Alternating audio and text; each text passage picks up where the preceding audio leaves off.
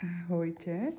Tak som sa rovno rozhodla natočiť aj druhé video, keď mám takéto úžasné svetlo, kde úplne vynikne ten lesk toho diamantového umenia. Za chvíľu zapadá slnečko, úplne to milujem. A rozhodla som sa, že v tomto druhom videu vám ukážem, čo som už spravila. Akože videli ste to aj v prvom videu, ale tak toto by ste mali také zvlášť. Toto je vlastne posledné, ktoré ešte nemám dokončené. Vidíte, tuto mi ešte chýbajú nejaké kamienky, ale už iba tento roh to dokončím večer. Manžel zobral deti von a myslela som si, že to dokončím, ale zrazu mi blízka taká myšlienka, že idem točiť videá. Nádherné svetlo máme. Takže začnem tým prvým. A to je táto moja láska. Tento obraz ma zoznámil s diamantovým umením. A ja som sa zamilovala. Je to kúpené v Teddy, v obchode Teddy, asi okolo 5,50. Je apríl, kupovala som to asi vo februári, možno to tam ešte nájdete. Ak teda to nebudete pozerať toto video 3 roky neskôr. Nádherné farby. Nádhera, neviem rozmer, nezapísala som si nič. Počkajte, aby som že áno. Áno, Teddy 5 eur, trvalo mi to cca 1,5 týždňa. Áno, koniec februára som to skončila. A je to okolo 19 000 kamienkov.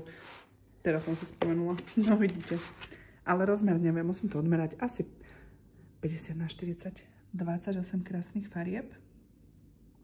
Písmenka čísla, jeden znak. Nádhera. Krása.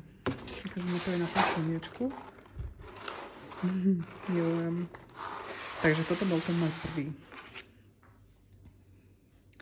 Druhý obraz, ktorý som urobila, to som si kúpila z Diamondy, je to slovenská stránka, diamondy.sk a mali tam tento krásny obraz brezy v lese, v takej polnej lúčke. Milujem zelené farby a prírodné, takže u mňa uvidíte skôr také prírodné veci, ak to pokiaľ nie je niečo, čo ma naozaj farebne osloví. Nádhera. Takže to bol môj druhý obraz. Nepoznačovala som si ešte, kedy som začala, kedy som skončila. Netuším. A môj tretí obraz bude tento. To je z AliExpressu. Nádherná kvetinka. Chcela som vyskúšať AliExpress, že aká to bude kvalita.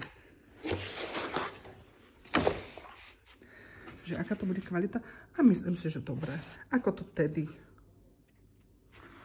Takže tiež nádhera. Toto je 50 na 70. Je to 24 farieb len. Tiež písmenka a čísla. Akože veľmi konfety, veľmi tieto kvety, utrpenie, ale potom mi to vyznačili tieto krásne listy. Kúknite na tie farby. Nádhera. Takže toto je zatiaľ toto. V ďalšom videu vám možno ukážem, že čo všetko mám doma. A možno sa pustím do tejto krásky.